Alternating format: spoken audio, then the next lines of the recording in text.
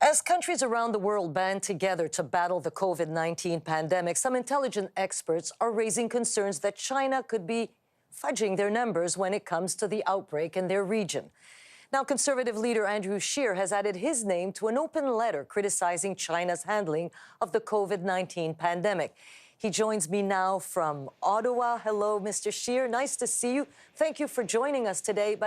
And I want to first ask you about this letter to the Chinese government and about the Chinese government being less than transparent with the world and the World Health Organization about the outbreak in the early days in Wuhan and all that. Why did you feel that you had to sign this letter? Well, because it's important that people call out bad behavior. It's important that governments and political leaders around the world call out China for what it is, and the government of China for what it is. To say that they've been less than transparent is a very polite way of saying it. People who have blown the whistle from China, medical experts who are raising the alarm, have gone missing. They've disappeared. The government of China has itself acknowledged that the initial data they supplied the WHO was faulty. So we have seen this regime in China take the government of China down a road where it's become more autocratic. It has embarked upon more examples of human rights abuses. They're holding 2 Canadians hostage. We believe that it's time for the world, the freedom-loving world, countries of the world, to come together and deal with this. So do you believe, like the President of the United States, that the World Health Organization is to blame as well, and that cutting the funding, as the President has done, is a good idea right now? Well, right now, what we're saying is we need to get answers.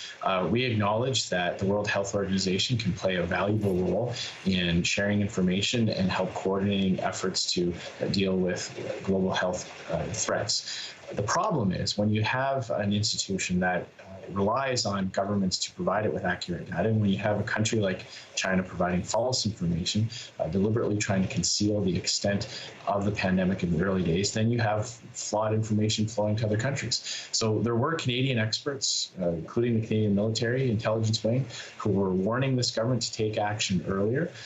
This government decided to listen to the WHO over domestic voices. We want to find out why. Before we're willing to make a final decision on whether or not Canada should or shouldn't continue, I think it's essential that we have those answers. We'd like to have WHO officials testify before the Health Committee. So far, they're refusing to do so. We hope they change their mind. We're going to continue to push for accountability. I want to ask you quickly, the announcement today of $1.7 billion for the energy sector to clean these abandoned and orphan wells.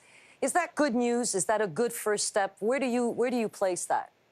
Well, I mean, look, it is good news in the sense that it's better than what we had yesterday. But this government has continually attacked our energy sector. They've canceled pipelines. They've imposed job-killing carbon taxes, extra regulations. So although it is appreciated, although it is something that premiers have been asking for, the Conservative Party has been calling for federally, there's certainly a lot more that needs to be done. This government needs to start to champion our energy sector, be proud of it, stop talking it down, stop being embarrassed by it.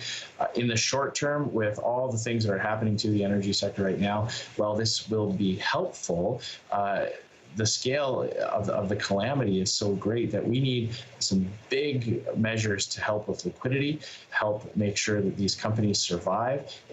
There will definitely be some workers who benefit, some companies who can take advantage of it, but there are many Canadian energy companies who may not be able to survive this pandemic and the commodity slump if more action isn't taken.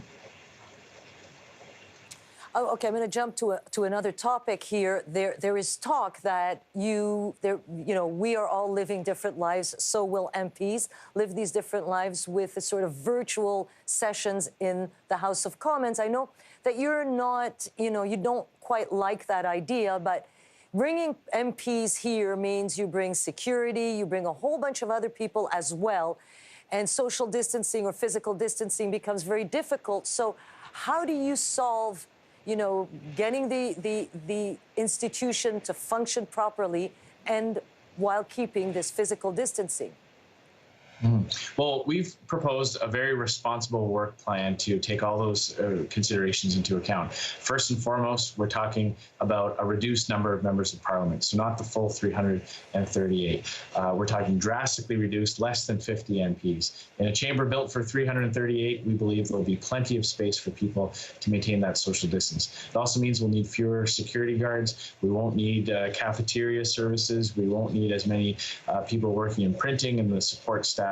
And we're talking about only for a certain period of time and a certain number of times a week.